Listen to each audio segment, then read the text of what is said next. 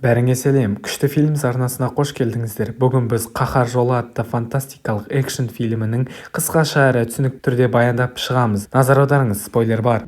Фильм басында бізге қуаңшылыққа тап болған шөлейт дала көрсетіледі. Джером Холлум есімді жас жігіт бізге бұл жердің көк шалғын кезін көрмегенін, бірақ әкесі көргенін айтып береді. Бірнеше жыл бұрын мұнда бидай мен дәнді дақылдар өсіретін бірнеше фермер мекендеген еді, алайда қуаңшылық жерді шарпығаннан кейін бірде-бір өсімдік өсе алмады. Фермерлердің көбі бұл жерден көшіп кетті, бірақ Джером Холлумның әкесі Эрнест бұл жердің бір күні қайтадан жасыл желекке айналатынына үмітін үзген жоқ. Ол тек бұл жерге су жетіспейді деп сенеді. Бірақ бұл әлемде су алтыннан да қымбат. Адамдар бір жұтым су үшін бір-бірін өлтіруге дейін барады. Бір күні екі қарақшы Эрнесттің үйіне ұрланып кіруге тырысады. Эрнест оларды байқап қалып, бірін сол жерде өлтіреді. Екіншісі өмірін сақтап қалуын өтініп, жасырын түрде тапаншасын шығармақ болған сәтте Эрнест оны да атып тастайды. Джером әкесіне мен де көмектесе алар едім деп ренжиді. Қарақшылар бұзбақ болған үйде ескі сорғы бар еді. Эрнест оны іске қоспақ болды, бірақ сорғы мүлде жұмыс істемей қалды. Үйдегі соңғы суда таусылған соң әкелі балалы екеуі есектеріне мініп су адамдарына жолға шығады. Бұл адамдар жердің тереңінен су өндіріп, үкіметпен жасалған келісімнің арқасында оны халыққа сатып күн көреді.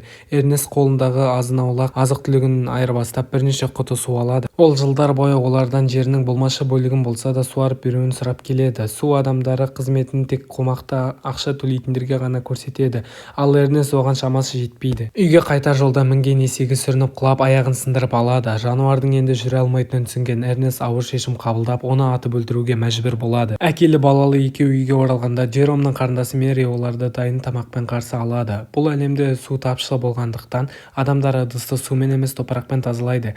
Келесі күні Эрнест пен Джером өлген есектің орнына мал алуға Сэм Левердің аукционына барады. Сол жерде олардың көзі жүк таситын Сим атты роботқа түседі. Эрнест аукционда Сэмнің ұлы Флем Леверді жеңеді. Бірақ Эрнест пен Джером білмейтін бір сыр бар еді. Флем Мэримен көңіл жарастырған. Кейін екеуі Джеромның науқас анасы Кэтрин Холлумға барады. Ол жақын маңда ауруханада тұрады және арнайы тіркеуіштің көмегімен ғана жүре алады. Бірақ бұл тіркеуіш өте қымбат болғандықтан оны үйге алып кете алмайды. Джером сол күнді анасымен өткізеді. Эрнест пен Кэтрин сүйісіп қоштасады. Қайтар жолда олар жанармай бекетіне тоқтайды. Эрнест көлігінен жанармай құйып болған соң одан бір тап ішеді. Жолда олар сәбиі бар ерлі-зайыптыны кездестіреді. Олар су сұрап жалбарынады. Әкесі Робби баласын асырай алмағандықтан сатқысы келетінін айтады. Бірақ Эрнест бұған қарсы болып, оларға су жағынан көмектесетінін айтады. Робби Флем мен Мэридің байланысын білетінін айтып, Эрнестке ишара жасайды. Үйге келген соң Эрнест Мэриден неге жиі жасырын кететінін сұрайды. Бірақ Мэри бұл өзінің ерке екенін айтып,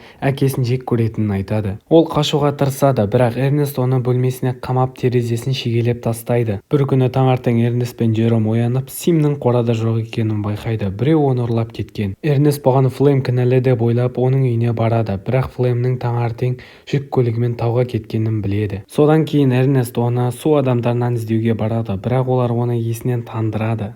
Есін жинағында түн батып кеткен екен. Су адамдары оны қорларын ұрлады деп айыптайды. Эрнест ештеңе ұрламағанын айтады, бірақ олардың басшысы Калеб оған шабуыл жасайды. Екеуі біраз төбелеседі. Соңында Эрнест мылтығын қолға түсіріп қашып кетеді. Үйіне қайтып келе жатып, ол жол жиегінде Симнің жанында ұйықтап жатқан Флемді көреді. Флем Симді және су адамдарының қорын ұрлағаны белгілі болады. Эрнест оған мылтық кезеп тұтқынға алып, Симге байлап қояды. Ол өзін кінәсіз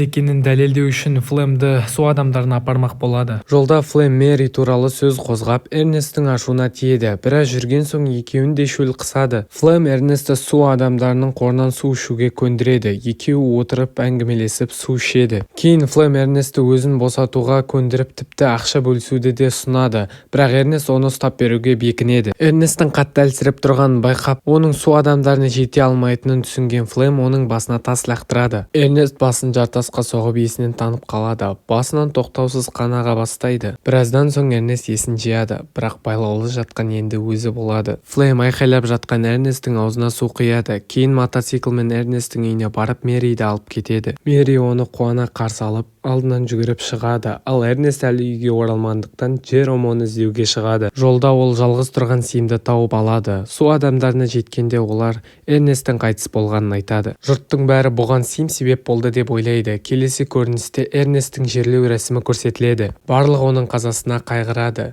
кейін Кэтрин мен балалар ауруханада жылайды. Сыртқа шыққаннан кейін оларды Флем жүк көлігімен алып кетеді. Эрнест қайтыс болғаннан кейін Флем отбасының қамқоршысы болады. Джером әкесін өлтірді деп симді ұра бастайды. Флем оны сабырға шақырады. Кейін ол Мэридің өзінен жүкті екенін және жақсы көретінін айтады. Джером олардың қарым-қатынасын қабылдайды. Сол күні Флем су адамдарына барып Эрнесттің жеріне су жіберуді сұрайды. Калеб бұл ұсынысқа күліп қарайды, бірақ Флем оның Эрнесттің өліміне кінәлап, денесінен табылған үстінде Калебтің аты жазылған пышақты көрсетеді. Кінәні өзіне алып кете ме деп қорыққан Калеб Эрнесттің жеріне су жіберуге келіседі. Жерге алғаш рет су жеткенде бәрі қатты қуанады. Флем күн-түн демей еңбек етіп егістікке бидай өсіреді. Бірнеше айдан кейін бидай толық пісіп жетіледі. Флем Мэриге үйленіп, Эрнесттің үйінде Мэри мен Джероммен бірге тұрады. Бір күні олардың үйіне әскери Сэм банк қызметкерімен келеді. Олар Эрнесттің қарызы үшін жерді тартып алатындарын айтады. Қарызды өтеуге Флемнің шамасы жетпейді. Сол түні ол Симді ертіп досы Роббиге барады. Флем Роббидің баласын сатқысы келетінін біледі. Сондықтан оның баланың бағасын ғана көріп қайтайық деп көндіреді. Бірақ барған соң Робби Флемнің баласын жасырын сатып қойғанын біледі. Әлгі адамдар баланы алып кетпек болады. Робби қарсыласқанда Флем оны атып өлтіреді. Осыдан кейін атыс басталып, Флем ақшаны алып қашып кетеді. Бірақ атыс кезінде Симге оқ тиіп робот қатты зақымданады. Сол сәтте оның автоматты режимі іске қосылады. Сим өзінің өндірушісіне қарай жолға шығады. Оның өндірушісі Келвин Хойман. Келесі күні Флем баланы сатудан алған ақшамен банкқа қарызын төлейді. Джером бұл ақшаны Симді сатудан түсті деп ойлайды, сондықтан ешкім ештеңеден күдіктенбейді. Келесі көріністе Сим ақсап отырып Келвинге қарай қайтып бара жатады.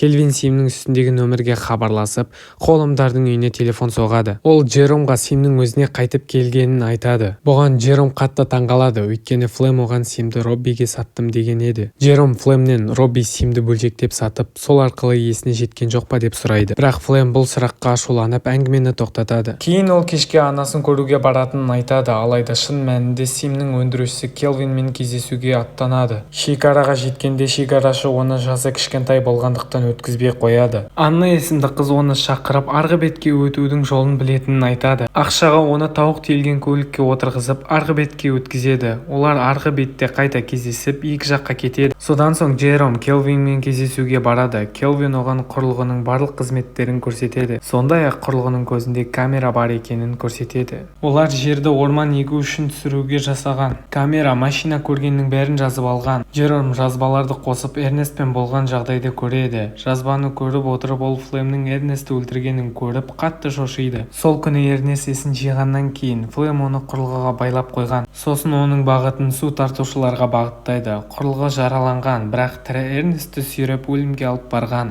Видеоның соңында Джеромның көзінен жас ағады. Кешке ол үйге қайтады, бірақ Флемге ештеңе айтпайды. Бір күні Флем мен Джером бұғы аулауға шығады. Содан кейін Джером мылтықты өзіне қалдырып, оны болашаққа деп төсегінің астына жасырады. Таңғы ас кезінде Джером Флемге Роббидің оған қоңырау шалғанын айтады. Флем таңғалып Джеромды өтірік айтты деп айыптайды, өйткені Роббин әлдеқашан өлген еді. Кейін Флем Джеромның Роббидің атынан жазған хатын алады. Хатта Флемге Робби сол жерде кездесуді ұсынады, Эрнест өлген жерде. Флем бұған түсінбей қалады, бірақ Роббидің тірі еместігін білмек болады. Түнде Флем жүкті Мэриге бірдеңе сатуға шығатынын айтады. Мэри оған сәттілік тілеп тез оралуын сұрайды. Флем сол жерге жеткенде Роббиді шақырады. Жүріп келе жатып ол шұңқырға құлап аяғын сындырып алады. Ол көмек сұрап жатады. Сол кезде алдынан Джером пайда болады. Оны көрген Флем жеңіл тыныстап одан көмек сұрайды. Алайда Джером қолына тас ұстап тұрады. Флем оның бәрін білгенін түсініп, одан кешірім сұрап, бұл жай ғана апат болғанын айтады. Ол Мэри мен баласы үшін өмірін қимауын сұрап жалбарынады, бірақ Джером оған құлақ аспайды. Ол мылтықты Флемге кезеп, оны атып өлтіреді. Оқиғадан 1-2 күн өтті. Мэри күйеуіне алаңдайды, бірақ Джером одан біраз күтуін сұрайды. Ол Мэриге Эрнест пен Флемнің өлімі жайлы ештеңе айтпауға шешім қабылдайды. Мэри анасын үйге әкелуді ұсынады, өйткені оған қажет жүйеге ақшалары жетеді. Фильм соңында Джером Симдегі барлық бейнежазбаны өшіреді. Осылайша кино аяқталады.